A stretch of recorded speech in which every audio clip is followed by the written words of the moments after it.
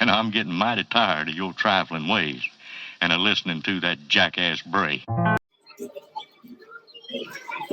What's up, Aarona fam? It's your girl, Aarona Lopez, me and Aarona Lopez, a.k.a. Aarona the Virgo. Welcome back to my channel. If you've been to my channel before, and if you haven't, don't be a hater. Hit the subscribe button. It's not even being a hater. Like, if you just got here, you don't even know if you like it yet. But, check in with me in 5 minutes. I'm going to check in with you in 5 minutes and see if you like what's going on. But my podcast was pulled today after 70 episodes, almost 80 episodes. I'm aware that I'm back in Los Angeles. I'm aware that Nick Cannon now has a show on Power FM because now he wants to do radio. Hip-hop radio, whatever. Okay, so this is what's going on, you guys. Aarona Lopez was a cast member on Wild 'N Out in 2015, a long time ago. I don't give a It was a cool accomplishment because in the first go-run where they had Cat Williams and everybody, I thought the show was cool. I always wanted to be on it.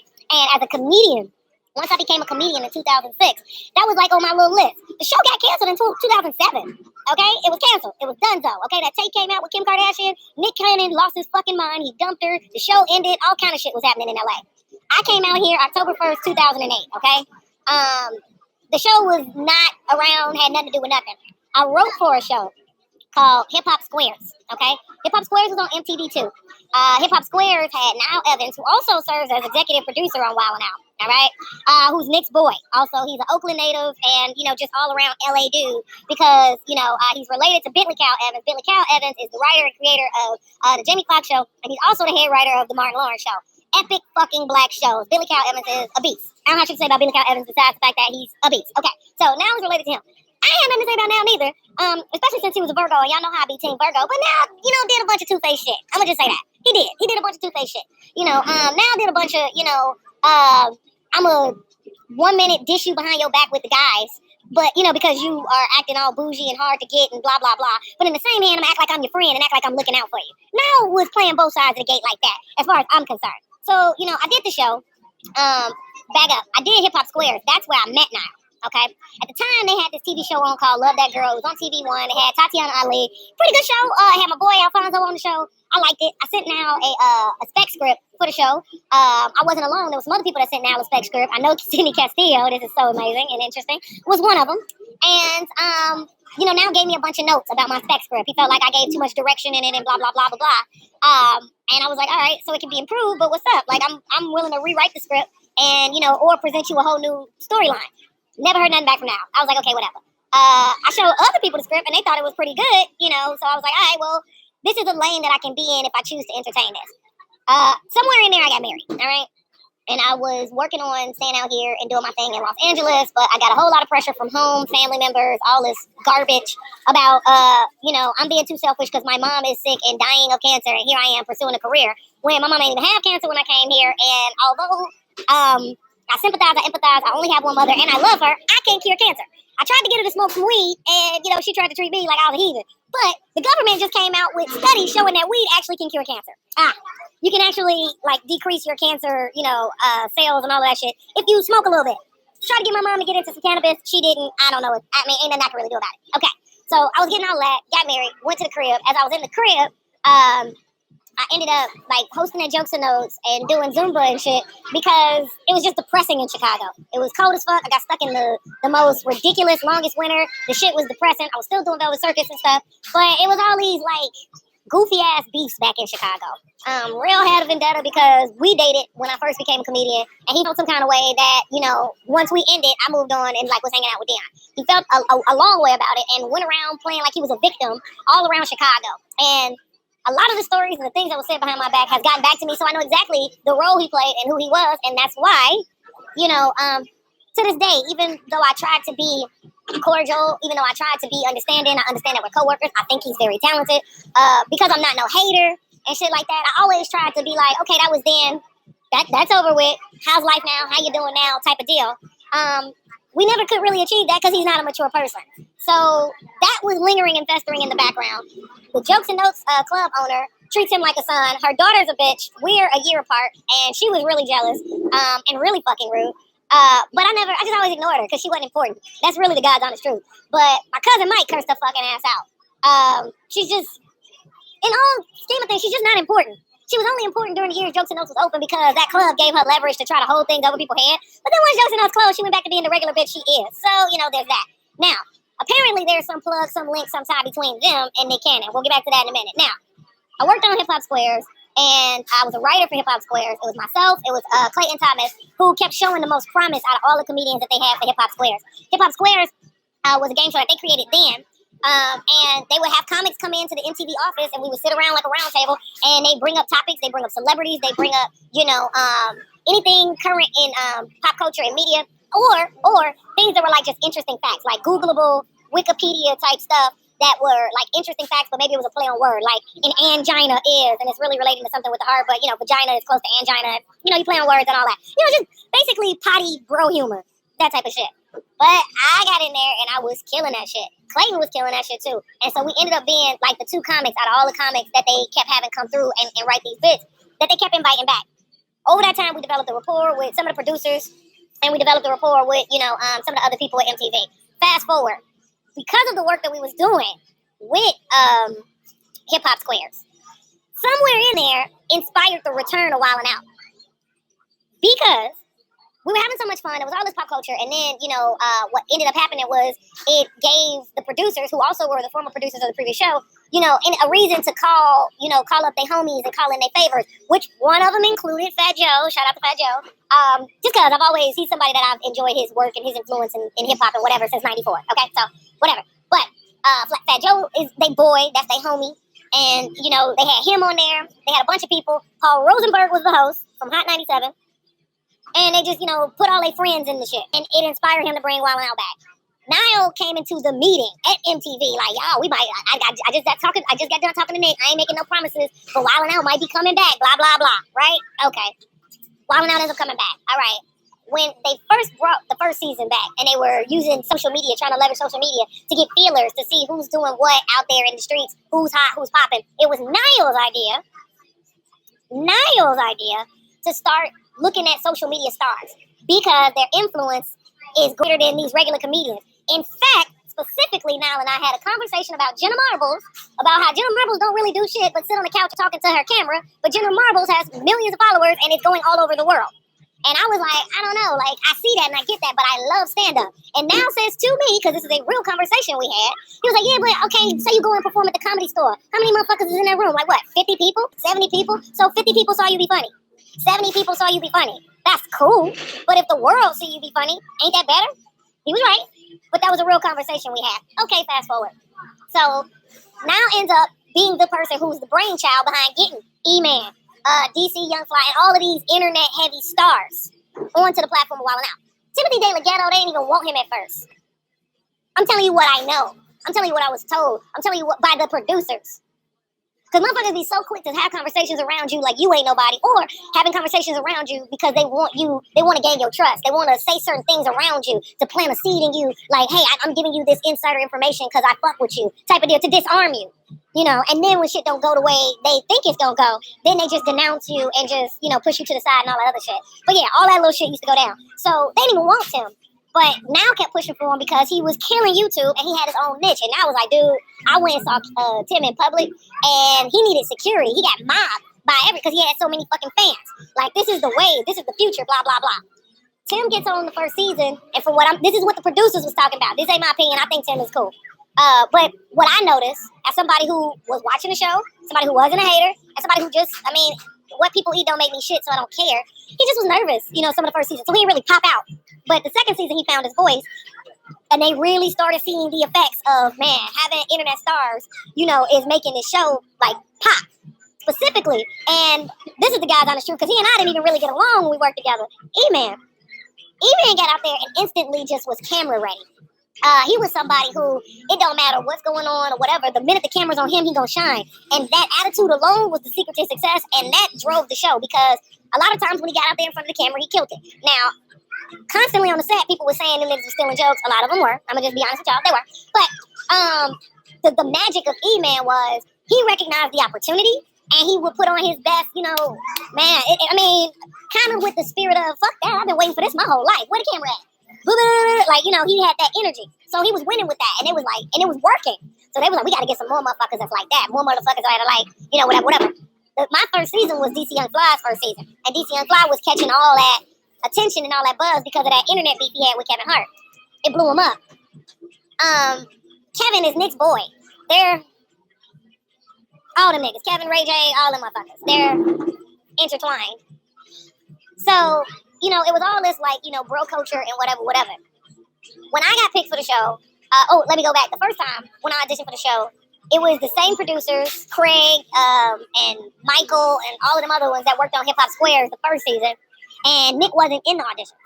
And man, it went all right. Like, I didn't kill it at all. And I was like, you know, I saw it for what it was and was like, all right, when I do it again, I'll do better than that. Now I know what they're looking for or how it works. I'll do better, whatever. But I was still cool with, like, the producers or whatever. All right? I didn't get it that first time. I went off, left LA, went and was trying to work on my marriage and all of this stuff. That was the other thing. I really was trying to work on my marriage because allegedly, according to my ex-husband, even though nobody forced him to move from New York to California, he's grown as fuck and he did this on his own. I told him, you know, he felt the way because everything was around me. He didn't have any friends in LA. He didn't have any family in LA. Everything was constituted around me, my hobbies, my friends. There was nowhere that we could go in Los Angeles that didn't have anything to do with me. Even my old job and old coworkers. He ended up getting cool with some of them. And they were just good people, nice people. And it's, oh, okay, that's one man. Oh, he's nice. Oh, blah, blah, blah, blah, blah. But he's the type of guy. He's such a goddamn parasite and a victim all the time. He's the type of guy that he'll make friends with your friends and keep in contact with them after the relationship is long gone just to go to them to vent about you, and you don't even remember the nigga name no more. Like, you'll be already all the way moved on and over here having other adventures, and he's still there in the same place, you know, just bad-mouthing and talking about you like you oppressed him. Because he's that type of guy. He did the same shit with my mama, the same shit with my godmama, the same shit with pretty much anybody I was associated with, and that's one of the reasons why I divorced his ass. I was like, we don't even have a bad marriage. This ain't even, like, you don't have nothing to complain about, but that's how I know I don't even need to be with you. There's so much, your life is so empty. You are so devoid of purpose. There's nothing to talk about but me. And small minds talk about people. Great minds talk about ideas. Period.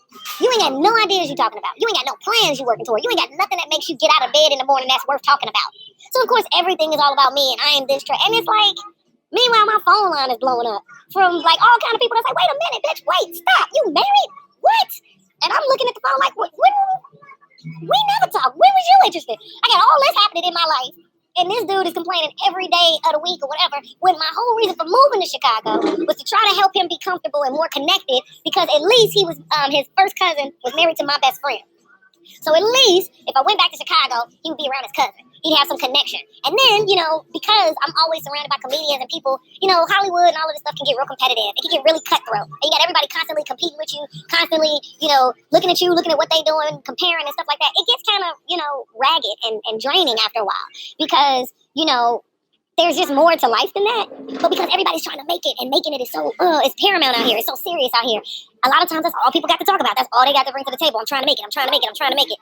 And when you're not around people that uplift your spirit, when you're not around people that you can laugh and joke with, and it's just because that's how y'all are, when you're not around people that you can be vulnerable with and go have adventures with and yada yada, it ends up just being time you're spending with people while they're collecting information about you to go behind your back and share it with other people that you'll fuck with like that.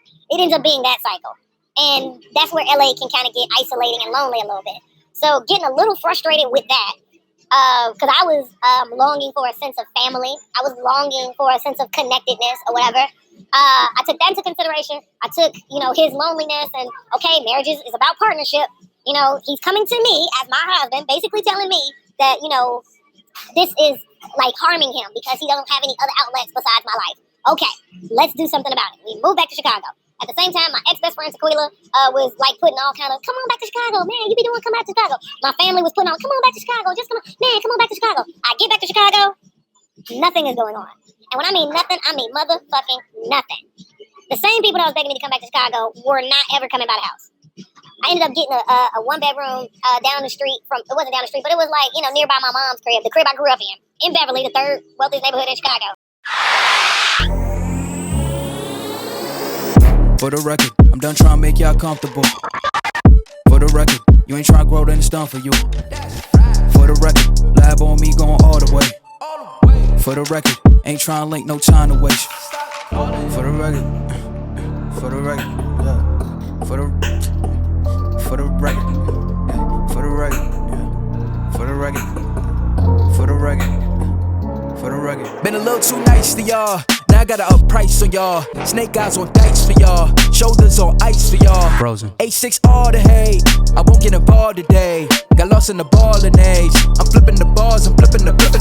On record, off record, I still count wins when they doubt it. On record, off record, I let them take advantage. I was wildin'. On record, off record deals. Tell them talk to Colin for the quote. On record, off record, I still want the act, not the ghost. Running through it with the young influence, adolescent presence. I'm succumbing to it. I've been giving yeses when I shouldn't do it. I complete objective, but the moves elusive and I'm barely moving. But I'm still gon' boost them. I can't work on winnings when I know you're losing. So I with the winnings and they throw the deuces. Guess I had to pivot, shooting the bazookas for the facts. I need racks, paper cash, buck attacks. That's a joke. Tell them laugh. Uncle Sam, buck out the bag. Brody plot, but get a whack. Contract, give me the max. I got lab on my back. You ain't that, then it's raps. Whoa. For the record, I'm done trying to make y'all comfortable.